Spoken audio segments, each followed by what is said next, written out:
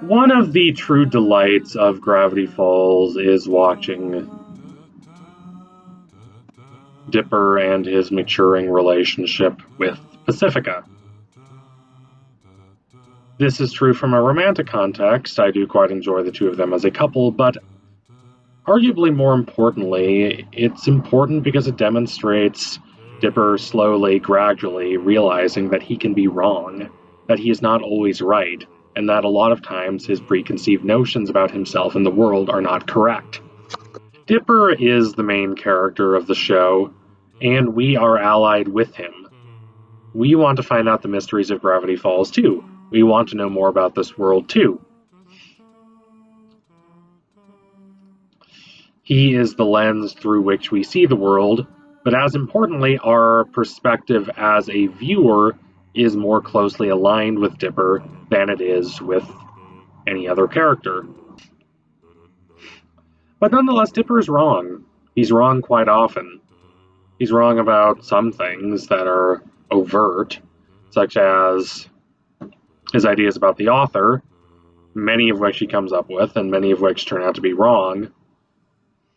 But he's also wrong in a more fundamental level.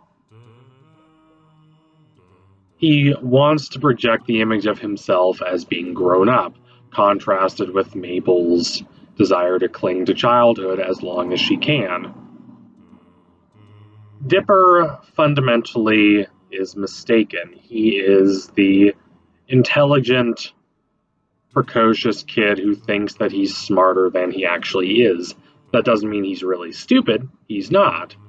But he's wrong about a lot of things, especially interpersonally.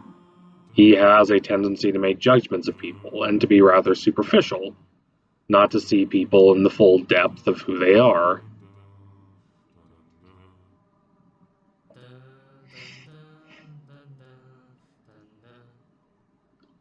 He deeply loves his sister, but he sees her as immature, and there is a part of him that wants to move past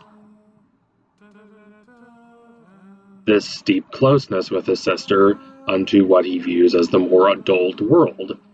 There are times when this idea is very overt, such as in the Summerween episode, where he ditches Mabel and the trick-or-treating they've done since childhood, but there are other times when it is more implicit, and it is part of the show. The thing is, of course, that Dipper can often be as childish as Mabel. Mabel has all her many different crushes on boys. Dipper has this one very deep crush on Wendy that is arguably just as embarrassing. If, of course, understandable. The show is at its best when it's about Dipper being wrong, when it's about him making assumptions and ultimately those assumptions being proven unfounded. He is the one exploring, he is the one trying to learn about the world, so when he is wrong, that is more deeply effective and resonant than when, say, Mabel is wrong. And he is quite wrong about Pacifica. He is guilty of his snap judgments. He first sees her in the early part of the show, and she makes herself extremely obnoxious. She is more of a direct villain to Mabel, but Mabel does not really have any deep hatred or resentment in her heart toward anyone. It is Dipper who deeply develops a kind of bitterness toward her.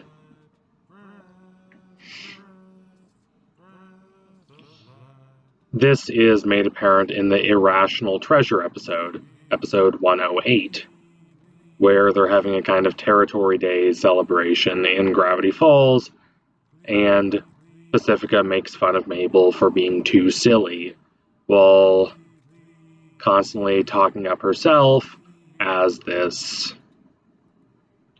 important person because she's popular, because her parents are rich, because they're the quote-unquote most important family in the little town.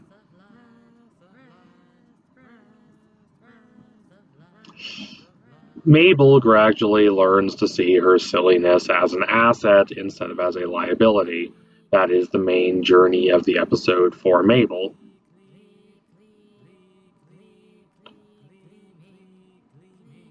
And she develops this kinship with the 8th and a half president of the United States, Quentin Tremblay, that they find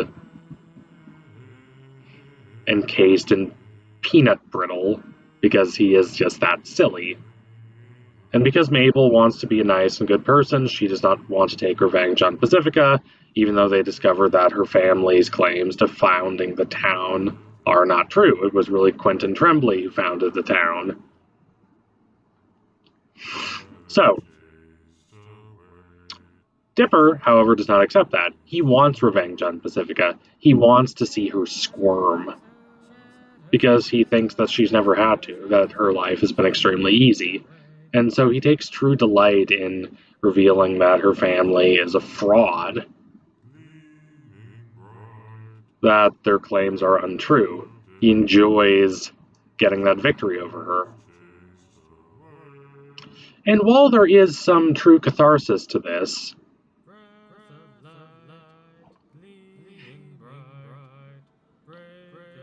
it leaves Dipper's fundamental assumptions about himself unchallenged. He gets the easy victory. He gets to hold on to the view of himself as this smart, relatively mature, enterprising adventurer. And it's not that that's a bad thing to want to be, it's that he's not there yet. He still has a lot of rather childish ideas of the world, and about himself, above all, that he needs to move past. He engages with himself in bad faith, in the sense that Jean-Paul Sartre talks about. He holds on to this image of himself that is not really true. He attaches himself to this image and says, this is who I am. I am Dipper, the smart, astute, mature, totally non-childish adventurer who is going to discover all the secrets of this town.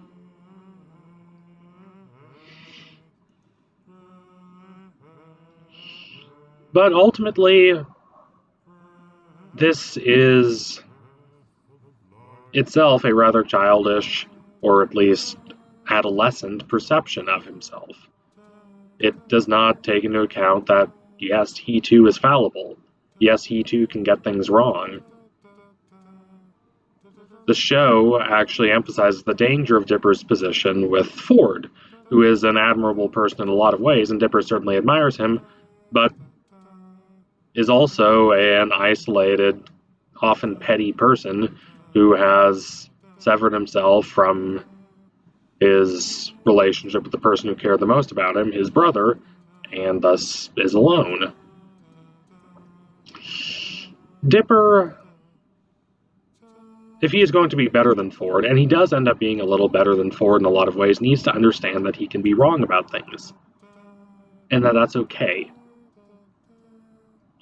There are examples of this, such as when he has to let go of his childhood crush on Wendy.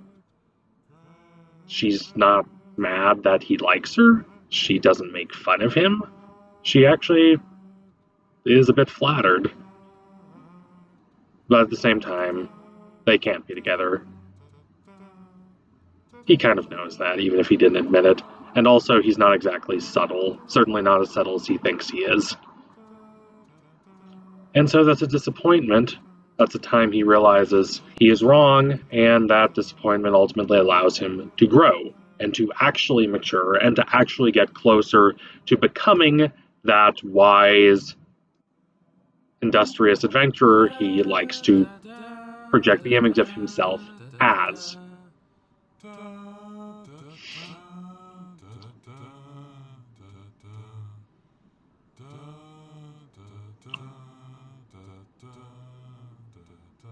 And his relationship with Pacifica is an even more overt demonstration of Dipper maturing and forming true and worthwhile connections with people by accepting that he was wrong. The connection between Pacifica and the twins is softened somewhat in the Gulf War episode, wherein we see that Pacifica's parents put quite a lot of pressure on her, and that she's not quite as unflappable and imperious as she likes to present herself as. She has vulnerabilities too, and Mabel bonds with her to an extent. Yet Dipper still remains quite cold toward her, until we get to the Northwest Mansion Noir episode 210. Dipper tells Pacifica to her face that she is the worst, but he gradually learns that it's more accurate that she's just in a terrible family, that her parents are abusive and controlling over her.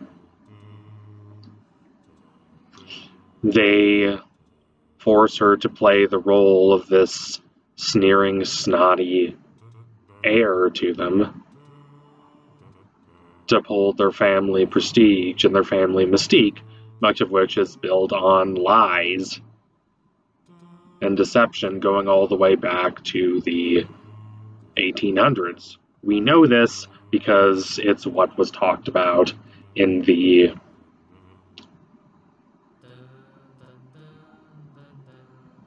Irrational Treasure episode earlier. But while that's played for more jokes, this takes it more straight. Dipper sees how Pacifica has suffered from being part of this family, the link in the world's worst chain. And he gets quite close with Pacifica at first, then realizes that her family has betrayed him, thinks that she has betrayed him, but ultimately greatly softens toward her, and even finds himself having some fun with her and enjoying her company by the end of the episode. They solve the mystery together, and she plays a pivotal role. I don't think it's necessarily fair to say that she's replaced Wendy in his thoughts, but he thinks about her significantly differently now. And I don't think it's absurd to say that of all the characters in the show, it is most likely that he would have a romantic relationship with her. She certainly seems charmed by him, very charmed. We don't see them interact much for the rest of the show, which is a shame, but perhaps inevitable considering that Pacifica was never intended to be as central a character as she ended up becoming, and that the show grows just as Dipper's perception grows.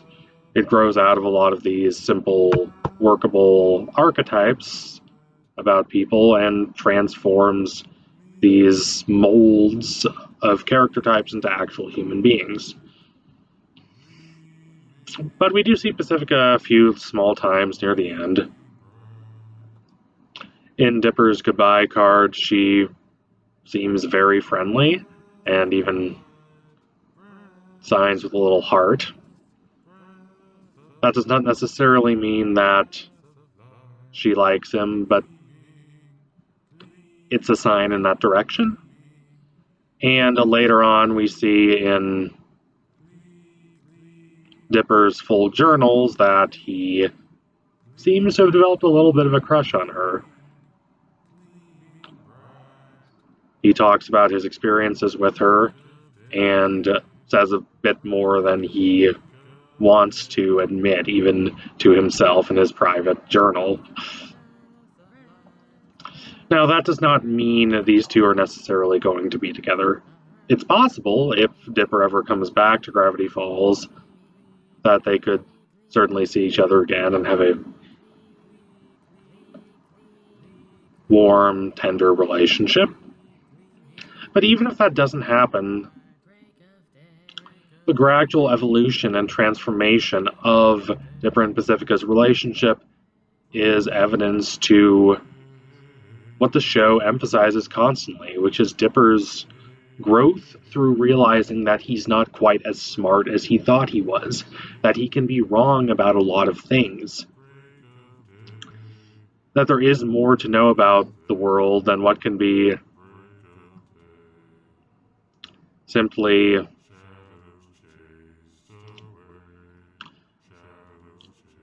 written down in journals or textbooks. There's a whole other side to life, the social, the interpersonal side. And he becomes significantly better at that throughout the course of the show, though he's still an awkward teenager. And he becomes significantly more humble, significantly more willing to show affection, perhaps even romantic affection, toward people he had previously dismissed. It demonstrates his growth and his evolution throughout the show. So thank you all for watching. If you liked what you saw today, don't forget to like, comment, and subscribe. Donate to my Patreon if you can. If you want to see more videos just like this one before anyone else, thank you all again. Take care. Adios, comrades. Keep watching Gravity Falls.